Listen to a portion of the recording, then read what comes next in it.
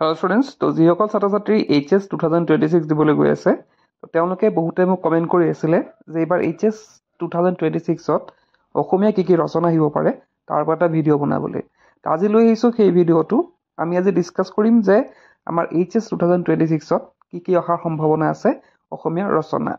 তো এতিয়া আমি সেইখিনি জানিব লাগিব যে আমাৰ কিছুমান HS এক্সামবিলাকত আমি দেখা পাওঁ অসমীয়া এক্সামত, তাতে কিছুমান এছে ৰিপিটেড হয়, প্ৰায় আহি থাকে। যেনে প্ৰথমটো হৈছে আমাৰ তোমাৰ প্ৰিয় সাহিত্যিক।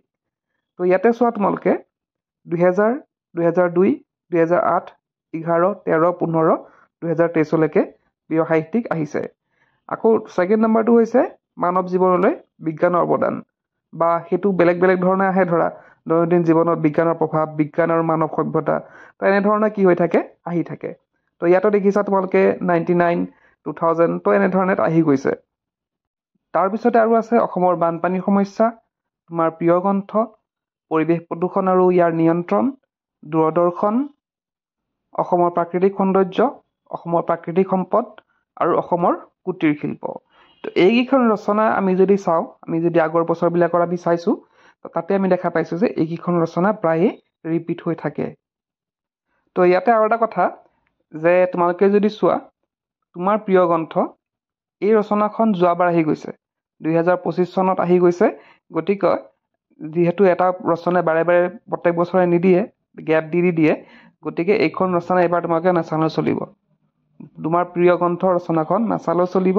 তোমালোকে জাষ্ট বাকী কেইখন যোনখন আছে, ধৰা তোমাৰ প্ৰিয় সাহিত্যিক, মানৱ জীৱনলৈ বিজ্ঞানৰ অৱদান, অসমৰ বানপানীৰ সমস্যা, পৰিৱেশ প্ৰদূষণ আৰু ইয়াৰ নিয়ন্ত্ৰণ, দূৰদৰ্শন, অসমৰ প্ৰাকৃতিক সৌন্দৰ্য বা সম্পদ, অসমৰ কুটিৰ শিল্প, তো এইকেইখন ৰচনা তোমালোকৰ যিহেতু ইম্পৰ্টেণ্ট খুবেই, গতিকে এইকেইখন ৰচনা তোমালোকে পঢ়িব লাগিব।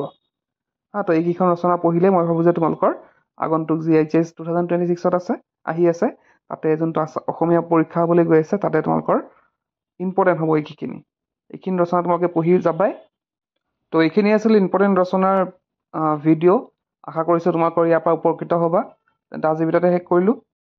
তো যিসকল ছাত্ৰ ছাত্ৰীৰ নোটছৰ সমস্যা আছে, তেওঁলোকে হয়তো নোটছ লিখা নাই বা তেওঁলোকৰ হাতত নোটছ নাই, তো তেওঁলোকৰ বাবে আছে আমাৰ 5টাকৈ course: English, alternative English, Assamese, political science, economics. এইকেইটা তোমালোকে নোটছ পাই যাবা। তো ইয়াতে প্ৰিভিয়াছ ইয়েৰ নোটছ থাকিব, মানে প্ৰিভিয়াছ ইয়েৰ কুৱেশ্যন আনচাৰ্ছ থাকিব, লগতে কুৱেশ্যন মানে চেপ্টাৰ্ছ ৱাইজ যোনবিলাক কুৱেশ্যন আনচাৰ্ছ হয় সেইখিনি থাকিব, আৰু এডিশ্যনেল কুৱেশ্যন আনচাৰ্ছ থাকিব। তো তোমালোকে বাই কৰিব বিচাৰিলে মই ডেছক্ৰিপশ্যনত ইয়াৰ লিংক দি দিম আমাৰ এপৰ। তো তাত গৈ ইনষ্টল কৰি তোমালোকে মানে বাই কৰিব পাৰিবা কোৰ্ছটো। তেন্তে আজি ভিডিঅ'তে শেষ কৰিলোঁ। কিপ ৱাচিং।